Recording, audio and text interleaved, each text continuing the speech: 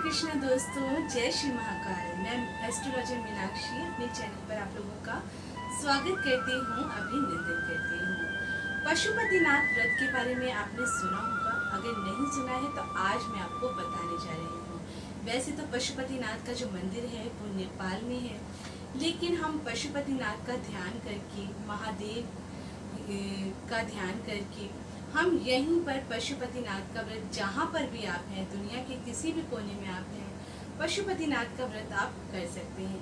किस तरह से करना है वो आज मैं आपको बताऊंगी। अगर आपकी कोई भी कामना है और वो पूरी नहीं हो पा रही है, आप बहुत सारे उपाय करके थक चुके हैं, आपकी मैरिज नहीं हो पा रही है, मैरिज जो कि एक बहुत इम्पॉर्टेंट पार्ट है हमारी लाइफ का, और कभी कभी सब कुछ हमने हासिल कर लिया होता है बट मैरिज नहीं हो पा रही होती है, क्योंकि आप इतने कैपेबल हैं, इतना सब कुछ है, पर फिर आपकी शादी नहीं हो पा रही है, या फिर कोई भी ऐसी कामना जो आपकी पूरी नहीं हो पा रही है, उसके लिए भी आप ये व्रत कर सकते हैं।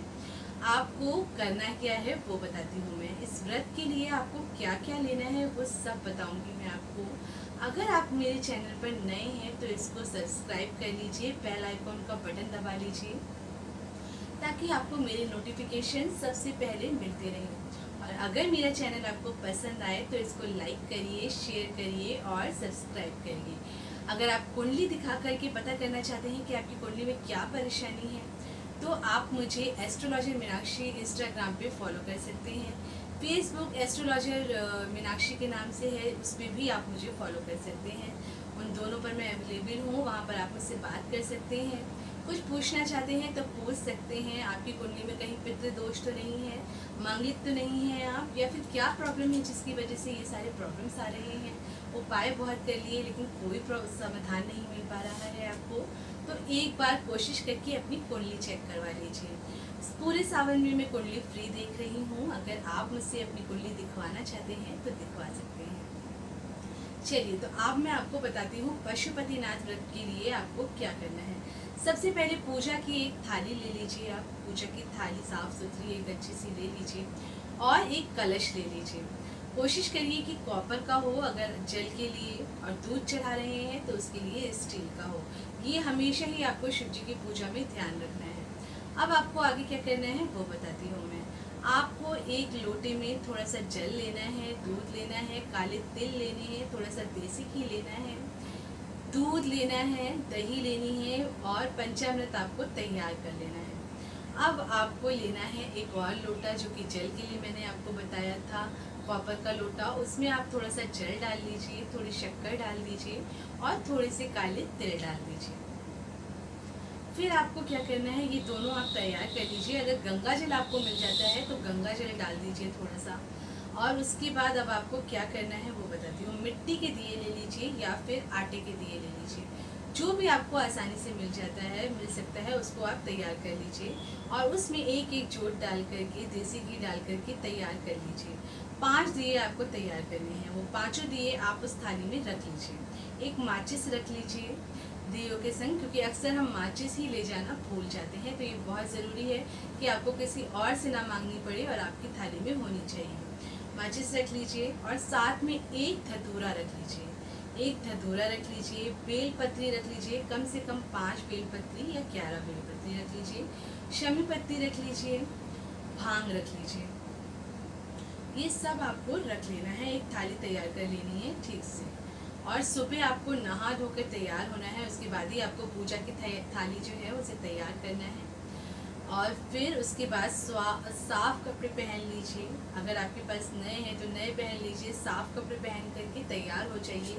कोशिश करिए कि येलो, पिंक, रेड, इस तरह के थोड़े कलरफुल, ग्रीन, ऐसे कलर पहन करके आप पूजा करने के लिए जाइए। फिर सुबह सुबह आप मंदिर चले जाइए। ये सारा सामान लेकर आपको मंदिर जाना है। कोई फल हो तो फल ले लीजिए, फूल ले लीजिए, ये सब सामान लेकर आप मंदिर चले जाइए।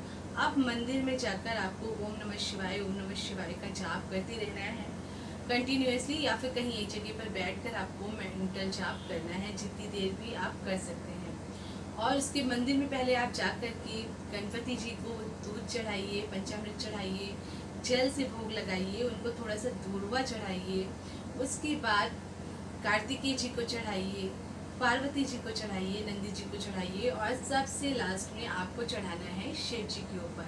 पशुपतिनाथ जी का ध्यान करके आपको शिवलिंग पर दूध, जो आपने पंचामृत बनाया है वो, और जल जो आपने लिया था उसको चढ़ा दीजिए। फूल चढ़ाइए, फल चढ़ाइए, बेल पत्री, धतूरा, जो सब सामग्री आपको मैंने बताई है वो सब आपको एक एक करके आराम से बिल्कुल वहाँ पर चढ़ाना है। उसके बाद आपको अपनी प्रार्थना कर लेनी है, जो भी आपकी मनोकामना है। अगर आप शादी करना चाहते हैं तो शादी के लिए, जॉब के लिए, बिजनेस के लिए, या हेल्थ इश्यूज़ हैं, रोग आपके घर में कोई किसी के ऊपर कोई प्रॉब्लम चल रही है, हेल्थ का प्रॉब्लम है, कोई बीमार है, तो उसके लिए जो भी आप करना चाहते हैं वो प्रार्थना आप शिव जी से कर लीजिए, पशुपतिनाथ जी से कर लीजिए और उसके बाद वहाँ पर जला दीजिए 4 दीपक। 5 आप लेकर के गए थे, उसमें से 4 आपको मंदिर में जलाने हैं। 4 आपने मंदिर में जला लिए और वहाँ पे प्रार्थना कर ली है।